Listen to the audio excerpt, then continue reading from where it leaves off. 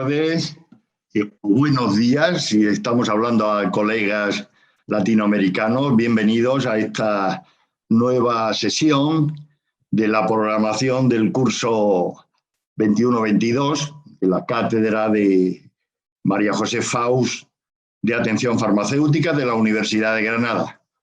Hoy tenemos el gusto y el placer de tener con nosotros al doctor Calleja, que la mayoría de vosotros ya conocéis, tanto dentro de nuestro país como fuera de él, por sus múltiples intervenciones y su participación en el ámbito docente y en el ámbito investigador y, como no, en el ámbito profesional.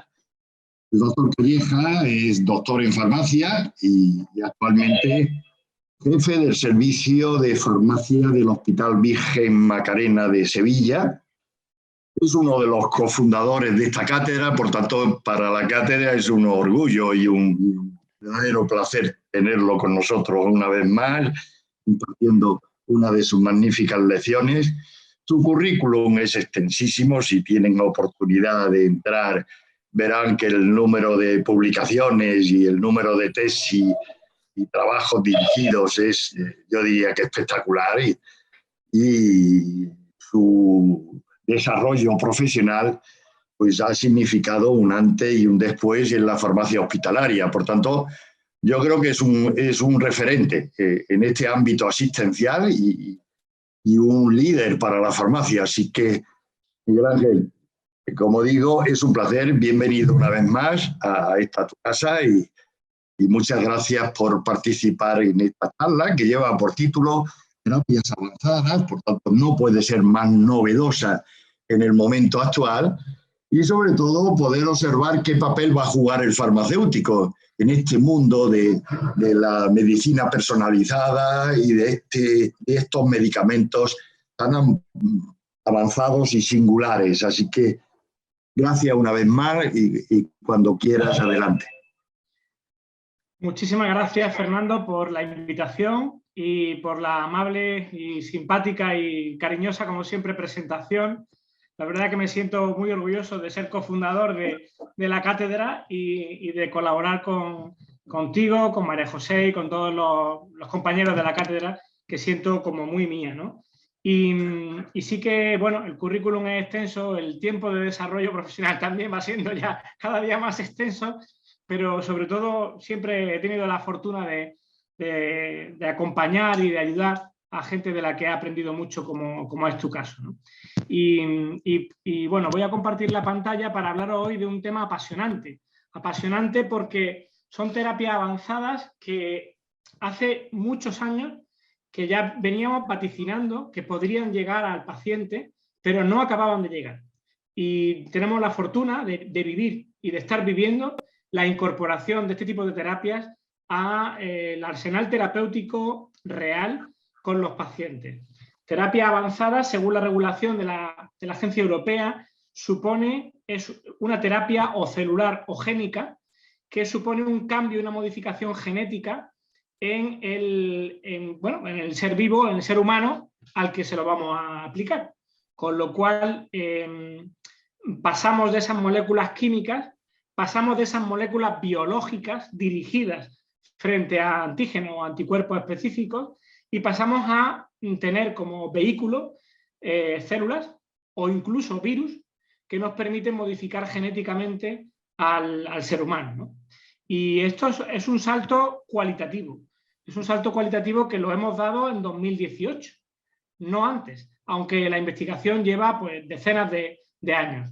Desde la Sociedad Española de Farmacia Hospitalaria se comenzó a trabajar en el abordaje de las terapias avanzadas. Concretamente, la primera que hemos recibido han sido las CAR-T, lo llamamos CAR-T, de terapias contra el receptor quimérico de superficie, utilizado fundamentalmente en linfoma y leucemia, estas iniciales. Y realmente en los servicios de farmacia hemos trabajado muchísimo en la preparación y en el acondicionamiento de fórmulas magistrales y terapias de un modo o de otro ya avanzadas. Por ejemplo, os pongo el ejemplo del suero autólogo, tan sencillo como en determinadas endoftalmitis que hemos tenido desde hace años, tener el suero del paciente en su sobrenadante teníamos los anticuerpos contra el agente infeccioso y era ese sobrenadante, era ese suero el que utilizábamos como colirio. Bueno, pues esto a mayor escala es lo que ha supuesto las terapias avanzadas en el arsenal terapéutico. Y fijaros que la inclusión en el armamento farmacológico de las CAR-T ha sido una cuestión muy relevante. En el caso que nos ocupa esta tarde, se extrae la sangre del paciente para obtener las células T, los linfocitos T, que son los que, digamos, nos guían para la generación de nuestras defensas contra agentes infecciosos. Sabéis que los linfomas y las leucemias, precisamente lo que se altera es la generación de estas células T. Bueno, pues obtenemos estas células T y preparamos estas células en un laboratorio externo al paciente, incluso externo al hospital. Nosotros obtenemos las células T de los pacientes por extracción sanguínea y filtrado. Mandamos estas células a un laboratorio externo, tenemos uno en Holanda y otro en Estados Unidos.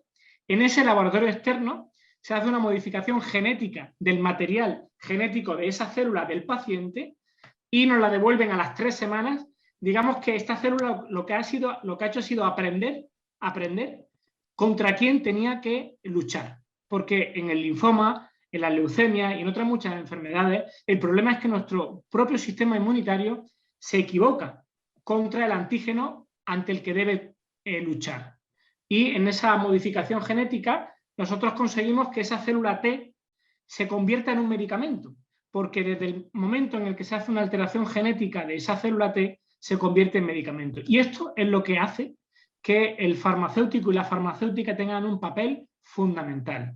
Si no hiciéramos esta modificación genética, esto sería considerado como un trasplante autólogo, porque tú extraes unas células T de un paciente y se las vuelves a infundir.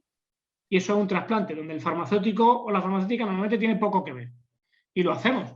Trasplante de médula ósea puede ser autólogo o heterólogo, pero hasta ahora los farmacéuticos no habíamos tenido una implicación real en este proceso. Igual que no tenemos, obligatoriamente, digamos, un papel real en el trasplante de órganos sólidos. Es decir, tú extraes un hígado de un paciente que acaba de fallecer, pero tiene el hígado bien, y se lo implantas a otro que tiene una cirrosis avanzada o un adenocarcinoma y resuelves un problema. Eso es como si fuera un medicamento, pero como no hemos alterado el hígado, no es medicamento, se considera trasplante. Pero en este caso, al modificar genéticamente esta célula, se considera medicamento y, por tanto, obligatoriamente la farmacia tiene que seleccionar, posicionar, custodiar y dispensar este medicamento. Para eso, desde la Sociedad Española de Farmacia Hospitalaria hemos hecho un procedimiento de gestión de los medicamentos CAR-T, de las células CAR-T, pues para organizar todo el procedimiento al que no estábamos acostumbrados previamente.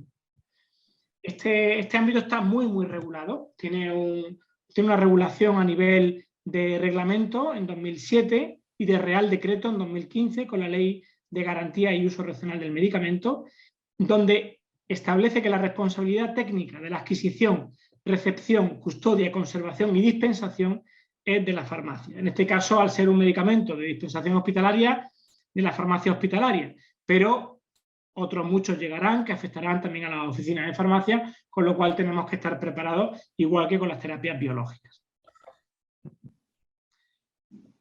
Creo que es un caso de éxito del Ministerio de Sanidad con la Agencia Española de Medicamentos de haber organizado un grupo de trabajo desde el principio con todas las sociedades científicas implicadas, la de hematología, inmunología, farmacología, farmacia hospitalaria, la Agencia Española, la Dirección General de Farmacia, y para hacer un procedimiento y un protocolo nacional que a día de hoy se está cumpliendo en todos los hospitales del territorio nacional. Y esto no suele ocurrir.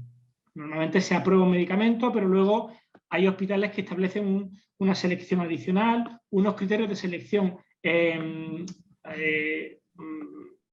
a lo mejor son específicos de ese centro. En este caso tenemos un protocolo nacional que se está cumpliendo. En este protocolo hay unos criterios de solicitud de valoración donde se envía el paciente a la Agencia Española de Medicamentos, se valora que cumpla los criterios y una vez que se autoriza se establece todo el circuito, es decir, la extracción, el envío al laboratorio donde se hace la manipulación genética y la devolución de esas células, que estamos hablando de células que son autólogas, o sea, son mis células T, las envío al laboratorio, las manipulamos genéticamente para que aprendan a luchar contra células mías que son cancerígenas, ¿de acuerdo? En el futuro, yo espero, porque este proceso dura 2-3 semanas, depende de la célula, yo espero que en el futuro podamos trabajar con células halogénicas, es decir, no son células mías, sino que son células externas, ya fabricadas, que son capaces de luchar contra mi propio tumor. Y esto lo tenemos, por ejemplo, Darbastrocel es un medicamento que se ha generado en un grupo de investigación a nivel nacional, en La Paz, y Darbastrocel son células halogénicas de pacientes, de pool de pacientes, que luchan contra las defensas que el propio paciente hace contra pues, pacientes con colitis o con Crohn, que hacen defensas contra sus propias células. Y ahí hay halogénico, es decir, ahí no son mis propias células que las envío. No obstante, ahora mismo estamos en un proceso de evolución donde tenemos células autólogas del propio paciente o células halogénicas de otros pacientes. Bien, si ponéis en Google terapias avanzadas, Ministerio de Sanidad o Valtermed, os aparece una página web donde se establecen los criterios de uso de estas terapias celulares, de estas CAR-T, y también de otras terapias que se monitorizan a través de la base de datos del Ministerio. La verdad que es un antes y un después. Realmente las terapias celulares curan a los pacientes.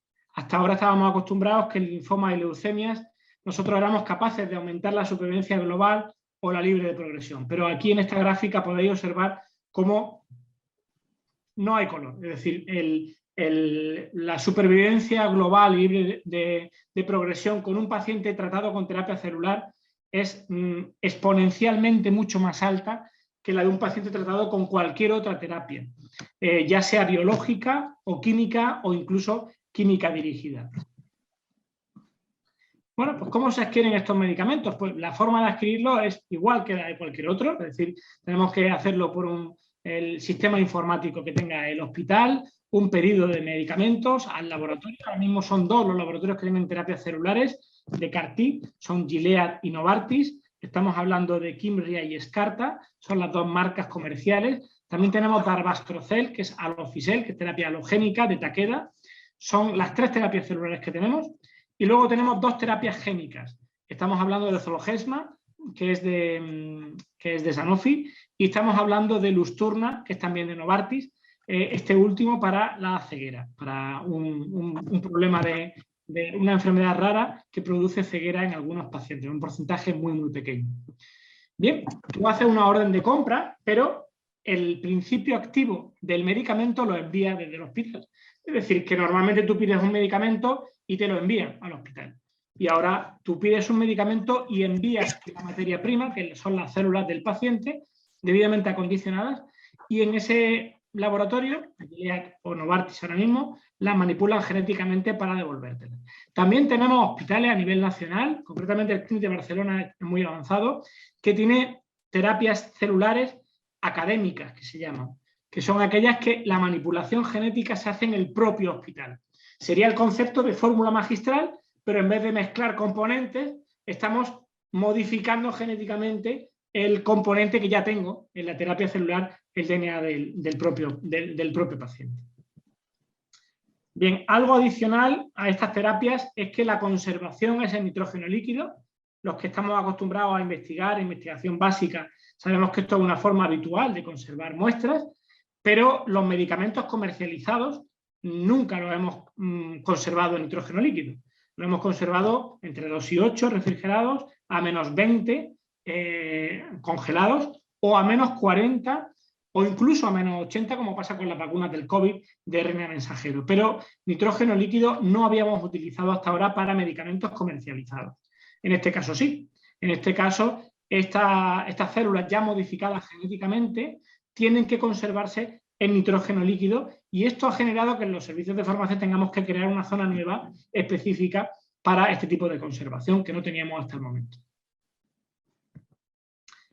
Claro, luego, una vez ya que se van a usar en el paciente, no se tienen que atemperarse. Atemperarlo lo hacemos o bien en un baño María, perdonad por la expresión, pero es que es así, un baño María que atempera las células para ponerlas a 37, 36 grados 37, o bien en calor seco para que la administración al paciente no le suponga un problema en cuanto a la hemostasis. Estas terapias son extraordinariamente eficaces, pero tienen un problema de seguridad también muy importante.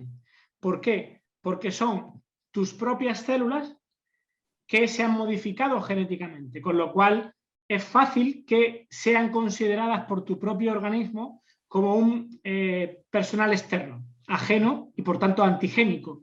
Y tú puedes llegar a generar anticuerpos contra tus propias células precisamente por esa manipulación genética que hace que tu propio organismo se dé cuenta de que esas células, aunque sean tuyas, se han modificado. Y eso hace que se genere en algunos pacientes un síndrome de liberación de citoquinas agresivo contra la célula que viene, o un síndrome de encefalopatía relacionada con las terapias celulares, y que hace que nos obligue a tener una disponibilidad de terapia de soporte.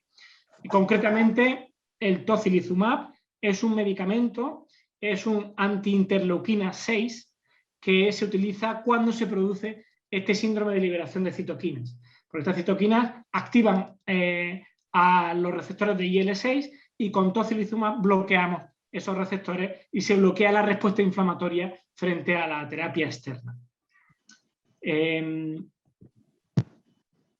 Bien, hay un ámbito importante que es la trazabilidad, la farmacovigilancia. Estos pacientes tenemos que hacerle un seguimiento muy exhaustivo porque son terapias que nunca habíamos utilizado, ni en estos pacientes ni en ninguno.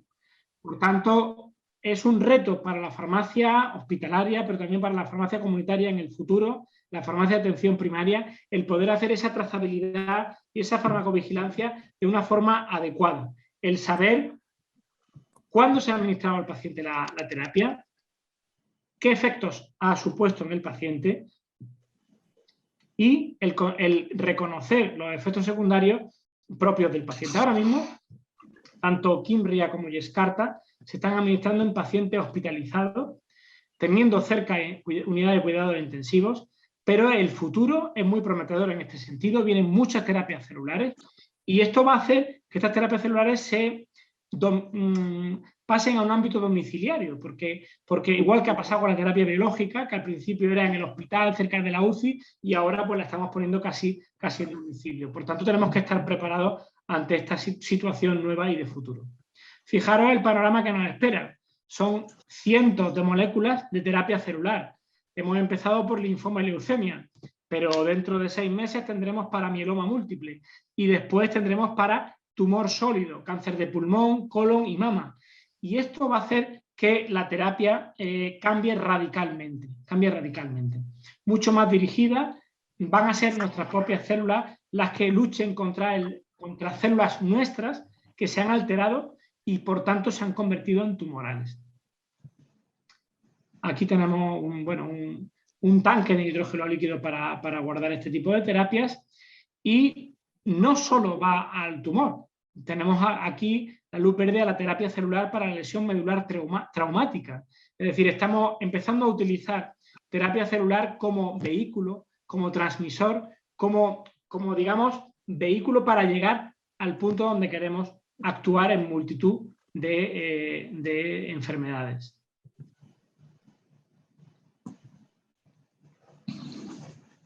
Aquí lo tenemos también la terapia celular. Y como último comentario, y ya para pasar al debate, pues me interesa muchísimo conocer vuestra opinión y responder todas las preguntas que tengáis, quería haceros referencia a la terapia génica. Terapias génicas tenemos en España ahora mismo 2. Son Luxturna para una enfermedad rara, es medicamento huérfano para un tipo de ceguera, con una prevalencia muy, muy baja. Es una ceguera asociada al RPE 685. Si te das positivo a esa alteración genética, con este fármaco pasas de estar ciego a ver.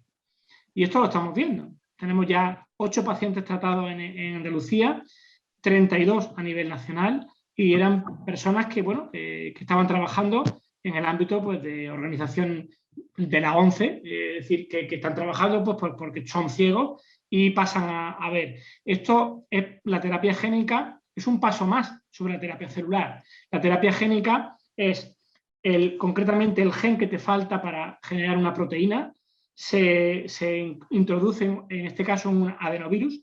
El adenovirus infecta a tus células y infectando inserta ese gen en tu material genético de las células, de todas y cada una de tus células. Y a partir de ese momento tú te conviertes en el propio fabricador y generador de esa proteína que antes no tenías. Esto parece galáctico. Yo llevo 20 años esperando a ver si conseguía verlo y por fin lo estoy viendo, se lo estamos administrando a los pacientes y estamos viendo esa respuesta tan positiva, ¿no? Pero es que además este tipo de medicamentos te permite tratar de forma aguda a un paciente crónico, porque hasta ahora este tipo de enfermedades se resolvían con terapia sustitutiva. No tenía una proteína, te la pongo. Y te la pongo cada 3 semanas, o te la pongo cada mes, o cada 2 meses, y te la tengo que administrar porque la eliminas.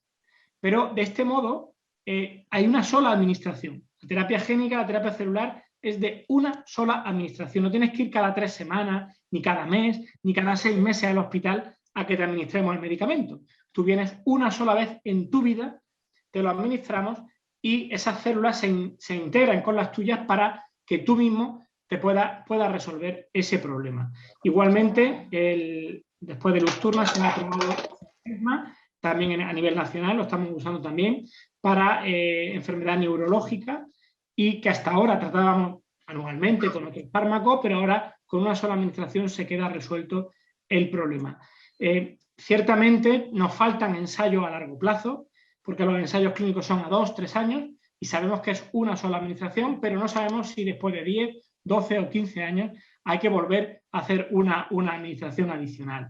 Y luego, por otro lado, también es cierto que en el ámbito de la eficiencia hay que trabajar mucho con los laboratorios. Por ejemplo, Luxturna nos permite el laboratorio hacer el pago a 4 años y Zolgensma nos permite hacer el pago a 6 años, aunque ya el medicamento lo hemos administrado, ¿vale? Con lo cual hay una colaboración en ese sentido público-privada para ir en esta línea. Por lo tanto, quiero destacar que el farmacéutico y la farmacéutica estamos trabajando clásicamente en terapias originalmente obtenidas de las plantas, luego obtenidas químicamente, luego obtenidas biológicamente y ahora son nuestras propias células las que se convierten en nuestros aliados, en nuestro vehículo para llevar a esos medicamentos que resuelven los problemas de salud y que hacen que nuestros pacientes puedan estar mucho mejor. Hay que ir adaptándose. Hace 20 años empezamos a usar la terapia biológica y a día de hoy tenemos muchísimos anticuerpos monoclonales para multitud de enfermedades y 2018 ha sido el pistoletazo de salida para la terapia celular y confío en que dentro de 10, 12, 15 años muchas de las terapias celulares puedan ser de uso habitual y no tengamos que tratar enfermedades crónicas de forma crónica, sino que podamos tratar enfermedades crónicas de forma aguda. Aquí os pongo cómo se administra el Luxturna. Estamos administrándolo en el hospital nuestro, somos referencia a nivel del sur de España. Se hace una administración intraocular de ese adenovirus que contiene el gen que se inserta en nuestras células y solo se administra una vez en toda la vida del paciente. Pues nada, muchísimas gracias, a vuestra disposición y encantado de responder cualquier tipo de duda que tengáis y en cualquier cosa que yo os pueda ayudar. Gracias. Muchísimas gracias, Miguel Ángel. Como siempre, interesantísimo el tema y la visión que has dado de él.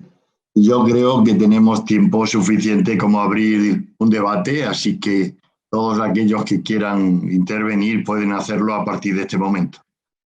Adelante, cuando quieran. No sé si hay alguna pregunta ahí en el chat.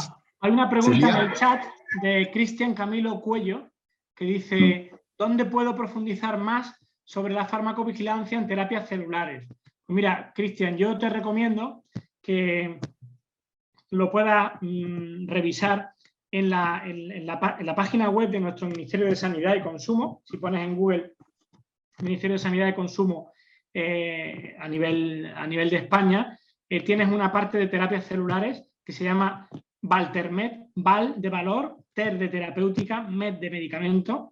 Es una base de datos para el seguimiento de los resultados en salud de los pacientes que están con este tipo de terapias, y ahí te especifica cómo hay que hacer esa trazabilidad y esa farmacovigilancia de este tipo de terapias tan innovadoras. También te recomiendo que lo consultes en la Agencia Europea del Medicamento, que también tiene una parte de farmacovigilancia, de terapias avanzadas, de terapias celulares, que también te puede aportar bastante. En este ámbito trabaja el farmacéutico, la farmacéutica, tanto de hospital como de comunitaria y de primaria. Trabaja también los farmacólogos, que en algunos hospitales tenemos farmacólogos, son médicos que se especializan en farmacología, y es un trabajo multidisciplinar en el que se hace un seguimiento con un registro a nivel nacional de cualquier reacción adversa que se produzca. Fijaros que con CAR-T hemos tratado ya en España 327 pacientes, hay un 17% de pacientes que no han respondido bien y hay un 8% de pacientes que han generado algún tipo de reacción adversa originando o necesitando ingreso en UCI, precisamente por ese síndrome de liberación de citoquinas que es muy compatible con lo que ha ocurrido con el COVID. No sé si habéis vivido que con el COVID usábamos mucho corticoides para la fase inflamatoria y antivirales para la fase, digamos, de infección. Pues esa fase inflamatoria es muy parecida a la que ocurre con el síndrome de liberación de citoquinas. ¿Algún chat más, Miguel Ángel? Pues ahora mismo no veo más preguntas pendientes en el chat. Hola, buenas. Sí, tenía una pregunta. Sí, disculpe. No, de hecho, hola, buenas tardes. De hecho, creo que me acaba de responder mi duda que tenía, porque era específicamente sobre las reacciones adversas que se podrían provocar con esta terapia génica. Pero acabo de escuchar que lo dijo, que es más que nada enfocado a las citoquinas, que pueden provocar reacciones alérgicas, supongo que bastante fuertes, al reaccionar como si fuera, pues bueno, como si las mismas células reconocieran a las células que están infectadas con el tratamiento como si fueran agentes externos. Y eso mismo, bueno, yo entendí que puede provocar estas reacciones negativas. Pero mi duda es qué tan fuerte puede ser esto o qué tan grave puede llegar a ser, sí, de esa manera. Sí, Kevin, tienes toda la razón. Lo que hacemos es que, aunque la célula originalmente era mía, cuando la célula T se manipula genéticamente, lo que genera es una proteína de superficie que lo que hace es ir contra la célula que me está generando a mí el cáncer, ¿de acuerdo? O sea, que digamos que la dirigimos con esa manipulación genética. Pero esa proteína de superficie no estaba en la célula original que yo envié. Por tanto, eso nuestro sistema inmunitario lo reconoce como algo externo y se produce como una especie de rechazo. Es un rechazo que la forma de tratarlo es un rechazo con una descarga de interleuquinas masiva, que la forma de afrontarlo es evitar la inflamación. Y evitar la inflamación se puede hacer con corticoides, se puede hacer con terapia biológica que vaya contra interleuquina 6, por ejemplo, tocilizumab, lo que estamos utilizando, y lo que hay que hacer es bajar esa respuesta inmunitaria. Cogiendo el símil de los trasplantes de órganos sólidos, podríamos prevenirlo con medicamentos inmunosupresores. Sí, podríamos. Faltan ensayos clínicos, pero probablemente el futuro vaya en acondicionar al paciente previamente a que ocurra esto, y así en vez de un 17% de pacientes pasaremos a un 2 o a un 3% de pacientes que generan esa respuesta inmunitaria. Todavía es pronto, pero yo creo que el futuro irá en la línea de anticiparnos a esa respuesta, digamos, inmunitaria. Igual que os comentaba antes de ir hacia células halogénicas, no son mías, son de otros, pero a mí me la administran y va contra mi cáncer, esa va una línea, que ahí puedo generar yo más defensas contra esa célula porque es externa, pero también en la línea de, igual que hacemos en un trasplante de médula ósea ahora mismo, o en un trasplante de pulmón o de corazón, y es que preparamos al paciente bajando su sistema inmunitario para que permita la entrada de un órgano externo a sí mismo, ¿no? Ahí tenemos otra pregunta, Miguel Ángel, de María Flor Cremades, que pregunta qué criterios tienen que cumplir los pacientes para acceder a estas terapias. Muy buena pregunta, Mariflor. En realidad son criterios muy equitativos a nivel nacional. Son los mismos criterios del ensayo clínico. Ahora mismo están aprobados estos medicamentos en tercera línea, es decir, han tenido que ser tratados los pacientes con 2 líneas previas y no haber respondido o haber progresado. Y una vez que están en esa tercera línea se les puede tratar. Luego, por otro lado, para evitar la variabilidad en el uso de estos fármacos, se ha establecido una serie de centros de referencia. Hay a nivel nacional 15 centros de referencia donde se pueden administrar este tipo de terapias. Lo lógico es que con el tiempo vayan aumentando y vayamos teniendo más centros de referencia, pero ahora mismo tenemos solo esos 15. Con lo cual también hay probablemente una inequidad de acceso, porque el paciente que vive en una ciudad con un centro de referencia pues, tiene más sencillo el acceder a esa terapia. Desde los hospitales estamos financiando todo, el desplazamiento de la familia, la estancia y todo para que no suponga digamos, una situación gravosa desde el punto de vista económico, pero aún así entendemos que si en Andalucía tenemos solo centros de referencia en Sevilla, pues entendemos que el paciente de Almería puede que estemos llegando menos a él por este motivo, ¿no? Así que los criterios muy homogéneos. Y yo creo que poquito a poco iremos pasando esa línea tercera a segunda y a primera. Yo creo que sí. Pasa normalmente en el cáncer, empezamos con fármacos en tercera o en cuarta línea y vamos poquito a poco, a medida que vamos teniendo evidencia, pasando a líneas previas y empezando a tratar a los pacientes con lo mejor, lo primero. Porque para mí, esto lo hemos vivido en el mieloma, por ejemplo, que al principio lo mejor se quedaba para la cuarta o tercera o cuarta línea y ahora lo mejor queremos utilizarlo cuanto antes. Espero que lleguemos pronto a eso. Relacionado con esta inequidad que acabas de comentar, Miguel Ángel, viene muy bien la pregunta de Catalina Bendec, que pregunta que cuánto vale un tratamiento de este tipo de terapia. Y yo añadiría, ¿en este caso está en marcha la fórmula de pago de acuerdo al resultado o no? Pues mira, Catalina, muy buena pregunta y muy buen apellido el que ha puesto Fernando después. Son medicamentos que a día de hoy se utilizan para enfermedades poco frecuentes y son de una alta inversión económica. Concretamente, tanto Yescarta como Kymria, Yescarta son 360.000 euros por paciente y Kymria son 320.000. O sea, es un coste muy alto. Pero depende de cómo lo consideremos. Es decir, si ese es un coste que solo se usa una vez. No tengo que ponérmelo todos los meses ni todos los años. Ya una vez puesto, se resuelve el problema. Entonces tengo toda la vida para pagarlo. El problema, esto sería como una hipoteca, ¿no? Si me dejaran pagar ese dinero en 30 años, pues no tendría problema, pues poquito a poco vamos pagándolo, ¿no? Pero bueno, el acuerdo que hay con el laboratorio, con los dos laboratorios, tanto con Gilead como con Novartis, es de pagar la mitad cuando te envían el medicamento, cuando se administra al paciente, y la otra mitad después de 18 meses si el paciente ha respondido adecuadamente. Es decir, paciente vivo, sin progresión y con resolución del problema tumoral, pagamos la otra parte. En torno al 20% de pacientes no tenemos ese resultado positivo, es decir, que todavía hay un margen de mejora. Hay un 20% de pacientes que no tenemos el resultado positivo y, por tanto, tendremos que volver a tratar o tendremos que volver a hacer algo con esos pacientes, pero el 80% tienen un problema resuelto para toda su vida. Estos pacientes, ahora, linfoma y leucemia, tienen una edad media de 54 años.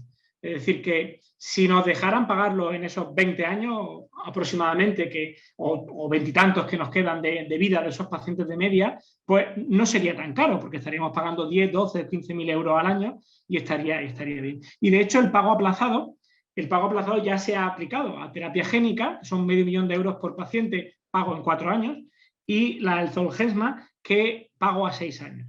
Y en cuanto a la pregunta de Fernando, muy oportuna también, Fernando, como siempre, efectivamente es un pago por resultados, porque en el segundo año, si el paciente no responde, no pago la otra mitad. Y eso, por un lado, es bueno para el sistema sanitario, que ahorra parte del dinero, pero es bueno también porque el laboratorio está tan seguro de que el paciente va a responder bien, que se atreve a arriesgarse a que la mitad del tratamiento no se lo paguen, ¿eh? Yo, la verdad que aplicároslo en vuestros trabajos, cada uno el que tengáis, ¿eh? Si las cosas no salen bien, no te pagan la mitad del sueldo, oye, hay que estar muy seguro de que lo va a hacer uno bien para poder asumir ese riesgo, ¿no? La verdad es que eso es una garantía, ¿no? Porque es un riesgo que corre el laboratorio porque tiene, digamos, un porcentaje de seguridad de que vaya a conseguir el efecto, el medicamento que pretende, ¿no? Por tanto, sí, eso realmente es una demostración de la confianza que el laboratorio... Claro, claro. Porque cuando no confías, no te atreves a afirmar una cosa de este tipo. Pero es verdad que bueno, los ensayos clínicos son ensayos que se han hecho con muchísimo rigor científico y si te da que el 20% no responde, tú sabes que vas a perder el 20%, no más, ¿vale? No más. Y en ese sentido esa es la seguridad que se tiene, ¿no? Hablando de ensayos clínicos, tenemos una pregunta aquí de Beatriz Clares, que pregunta si los ensayos clínicos con este tipo de medicamentos son, digamos, tan tediosos como los convencionales. Pues ¿Qué Beatriz, nos dice Miguel Ángel? muchas gracias, Beatriz, por la pregunta, muy buena amiga y encantado de que puedas estar esta tarde con nosotros. Y sí, es verdad que son ensayos clínicos especialmente tediosos. Yo te diría que un poquito más de lo normal, porque llevan consigo la extracción de las células y esa extracción se hace por plasmaféresis, que no siempre se hace en todos los centros y que además tiene una variabilidad importante en la obtención. La plasmaféresis para obtener esas células T es diferente según el hospital porque se utilizan membranas distintas. Por tanto, los ensayos clínicos de este tipo de medicamentos son, yo te diría, un poquito más tediosos de lo habitual, si cabe, y con todas las normas regulatorias habidas y por haber. Es una pena y la verdad es que me gustaría decirte lo contrario, de que son ensayos muy sencillos, pero es verdad que requieren muchísimas autorizaciones y muchísimo papeleo. Pero el papeleo, una vez que lo haces una vez, ya no es tan complicado, simplemente requiere una estructura de soporte que lo puede llevar a cabo. Y en ese sentido, mi incertidumbre y mi duda de poder hacer ensayos clínicos, incluso colaborativamente entre la universidad y los hospitales, está resuelta. Es decir, yo creo que esas moléculas que se investigan en la Universidad de Investigación Básica, no es tan complicado conseguir la autorización para dar el salto a los pacientes, de verdad que no lo es. Probablemente lleve su tiempo las autorizaciones, la agencia española tiene que clasificar el estudio, el comité ético tiene que darte la autorización, pero podemos dar el salto y ahí os tiendo la mano, estoy deseando que podamos dar el salto con moléculas que ya estáis investigando a nivel de investigación básica.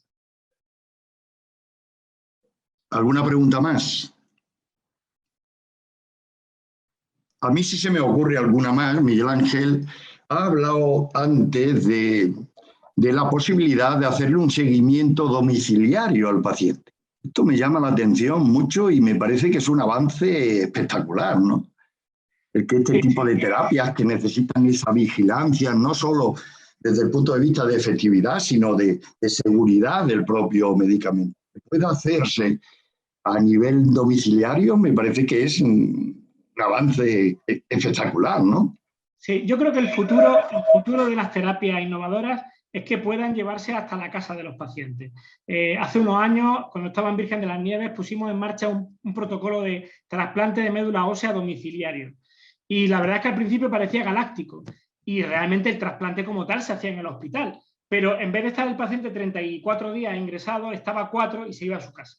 ¿Y qué pasaba después, el día 5º, 6º, 7º y hasta el 34? Pues que la enfermería del hospital y la del centro de salud iba a la casa del paciente y le hacía los cuidados necesarios. ¿Esto te genera una incertidumbre? Pues sí, porque está menos controlado el ambiente, pero evita un montón de problemas que tiene el hospital. Es decir, el hospital con su flora y su fauna, en fin, un poco con sus microorganismos un poco especialmente resistentes, nos genera una problemática para los pacientes inmunodeprimidos, porque hace que los antibióticos normales no hagan efecto deseado. Si sacas al paciente de ese entorno, le evitas esa problemática y ese riesgo que puede ser innecesario. Y yo creo que está bien al principio, cuando tenemos incertidumbre, tratar al paciente dentro del ámbito hospitalario. Pero cuanto antes tenemos que dar el alta al paciente. Ha habido un cambio radical en la forma de tratar a los pacientes en el hospital. Antiguamente los ingresábamos incluso para pruebas funcionales y ahora no, ahora casi todos tratamos de hacerlo desde el punto de vista ambulatorio. La cirugía mayor ambulatoria, te operamos y te vas a tu casa. ¿Por qué? Porque evitamos riesgos innecesarios con esa cuestión. Y yo creo que, igual que la terapia biológica hace 20 años te obligaba a ingresar a un paciente, luego hemos pasado a que se administre en el hospital de día y ahora estamos tratando de administrarlo a nivel del domicilio del paciente, que yo creo que es el entorno del que el paciente nunca debería de salir. Deberíamos ser capaces de que ese hospital le lleve la máxima especialización al paciente a su domicilio o a su entorno en el que se encuentre cómodo el paciente. Y en ese sentido, quería destacaros, no solo en esta terapia, sino en otras muchas, todos los proyectos de telefarmacia o teleatención farmacéutica, que estamos llamándolo ahora, en el que estamos implicados. Yo, a diario, tenemos 100, 120 pacientes que le dispensamos la medicación hospitalaria mediante una dispensación colaborativa con oficinas de farmacia de Sevilla, Huelva, Cádiz y las ciudades cercanas. Esto empezó la pandemia y creo, y bueno, la medicación de dispensación en oficina, y también allí tienen su medicamento de hospital. Por tanto, yo creo que esta es la línea que tenemos que trabajar conjuntamente, sin duda. ¿Alguna cuestión, alguna pregunta más? Me parece interesantísimo la sesión de hoy, francamente. Muchas gracias, Fernando. Sí, son temas que ahora mismo afectan a pocos pacientes porque son terapias para enfermedades raras, de poca prevalencia, pero que yo creo que más pronto que tarde tendremos este tipo de terapias para enfermedades muy comunes. Os pongo el ejemplo del ARN interferente, que lo estamos utilizando para bloquear el ARN defectuoso en enfermedades como la amiloidosis, con patisiran, por ejemplo, pero que ya tenemos inclisiran. Inclisiran es un ARN interferente que bloquea a una proteína defectuosa en pacientes con hipercolesterolemia, es decir, 3% de la población. Y eso es que lo tenemos ya ahí. Y esto yo creo que está bien las cosas que empecemos con enfermedades poco frecuentes y desde el hospital, pero la vida nos lleva a poder tratar enfermedades más comunes con este tipo de terapias. Fíjate las biológicas. Al principio eran solo los linfomas y las leucemias con la terapia celular. Y ahora tenemos biológicos para todo, para el asma, para la hipercolesterolemia con el inhibidor de la PCSK9. O sea, realmente son terapias que son buenas, pues son buenas para todas las enfermedades. Muy bien. ¿Alguna pregunta más? Nada. Yo antes de terminar, Miguel Ángel, no sé si ya lo has comentado porque ha habido un momento en que he perdido la conexión. Tú sabes que soy un defensor, igual que tú, del trabajo en equipo, de que los distintos profesionales sanitarios tienen que aportar su granito para el bien del paciente. Y sé que ha sido tu defensa siempre, tanto cuando estabas al frente de la Sociedad Española de Farmacia Hospitalaria como cuando no lo has estado. Y te haría la siguiente pregunta. ¿Qué papel puede jugar en un futuro ya casi inminente la farmacia comunitaria? Para mí tiene un papel fundamental. La farmacia comunitaria tiene un papel a 3 niveles, desde mi punto de vista. En primer lugar, una prevención de la aparición de enfermedades. Es decir, tenemos pacientes que estamos tratando con biológicos por un cáncer de pulmón, con inmunoterapia, que podemos prevenirlo, podemos trabajar para evitar los agentes que lo provocan. Pero tenemos también biológicos que estamos usando para el hepatocarcinoma que hubiera podido ser prevenible y biológicos para el asma que hubiera podido ser prevenible. Es decir, yo creo que en esa fase de prevención es un papel fundamental. Luego, tiene un papel también vital en el diagnóstico precoz. El diagnóstico precoz de enfermedades, ¿por qué? Porque los pacientes cuando tienen problemas de salud empiezan a utilizar fármacos, bueno, pues de un modo o de otro, pues para evitar esos síntomas menores iniciales. Y ahí en el diagnóstico precoz también le veo un papel vital. Y por último, en tercer lugar, para el seguimiento de la utilización de cualquier tipo de medicamento. El seguimiento del farmacéutico comunitario tiene que ser un seguimiento integral, como se explica en el método que utilizamos, el método ADER, es decir, un seguimiento de cualquier fármaco, ya lo hayas dispensado tú o ya lo haya dispensado otro. En España está clasificado que unas cosas se dispensan en un sitio y otras en otro, no quiere decir que el seguimiento sea compartimentalizado, el seguimiento tiene que ser global. Y yo creo que ahí la farmacia comunitaria tiene un papel también estelar, porque de nada sirve haber usado el fármaco de 360.000 euros si luego el seguimiento no es adecuado, porque si el seguimiento no es adecuado estamos tirando el dinero. Y eso sería gravísimo, ¿no? Tan grave es no tratar algo como tratarlo mal, o que la efectividad no llegue a ser la adecuada porque la adherencia no está siendo buena. Es verdad que si yo tengo fármacos como los de hoy, de una sola administración, la adherencia no es mi objetivo, pero sí lo es la seguridad, el seguimiento y el que el paciente no progrese. Y en eso la farmacia comunitaria tiene la cercanía adecuada, tiene el conocimiento del entorno adecuado y yo creo que tiene todo lo positivo y debemos seguir trabajando en que el acceso a la historia clínica se apruebe para la oficina de farmacia, porque hay determinada analítica, determinadas pruebas de imagen que serían muy, digamos, muy complementarias al seguimiento que se hace desde la oficina de farmacia. Yo creo que sin duda, un papel fundamental. Me parece un mensaje serio, como siempre lo has tenido, Miguel Ángel, y te lo agradezco porque creo que ese es el mensaje que hay que transmitir, que el paciente entienda que formamos un equipo, todos los profesionales sanitarios, y que así se va a encontrar mucho mejor atendido. Así que me parece que esa afirmación que acabas de hacer me parece muy oportuna, muy rigurosa y muy seria, y desde este ámbito te lo agradecemos. ¿De acuerdo? Pues bien, si ya no hay alguna pregunta más, algo que quieran. Hay una última pregunta de María Flor. Venga. Si a ver, que no la vi. ¿En el estudio y la posibilidad del tratamiento por miedo? Pues mira, sí, la respuesta es que sí. Hay, tanto en los ensayos clínicos como en vida real, hay pacientes que rechazan la utilización de terapia celular y es verdad que en la fase de investigación, en los ensayos clínicos, tenemos una parte que es el consentimiento informado, como sabes, y en ese consentimiento informado se le explica al paciente qué efectos secundarios pueden aparecer y hay un porcentaje relativamente pequeño de pacientes que rechazan entrar en un estudio por ese motivo. También necesitamos el consentimiento informado para terapia avanzada en vida real y hay algunos pacientes que lo rechazan. No son muchos y creo que depende mucho de cómo le expliquemos los profesionales lo que le puede ocurrir. O sea que en ese sentido los pacientes, pero bueno, tenemos por ejemplo para pacientes por tema religioso, por ejemplo, el no recibir transfusiones, pues sí tenemos un cierto porcentaje que no quieren recibir transfusiones ni órganos de otros pacientes por un tema religioso y no les podemos convencer, así lo sienten y bueno, les aceptamos eso, tienen ellos que aceptar el poder ser tratados y yo creo que eso es positivo el implicar al paciente en la decisión terapéutica. O sea, la medicina de hoy no es la medicina de hace unos años, que era muy paternalista, jerarquizada, y esto te lo doy porque es lo que te viene mejor. A día de hoy el médico y el farmacéutico tienen que convencer al paciente, implicarle en la decisión, explicarle las distintas alternativas que hay para un tratamiento de una enfermedad. No solo hay una alternativa en cada línea tenemos diversas alternativas y hay un margen entre unas y otras.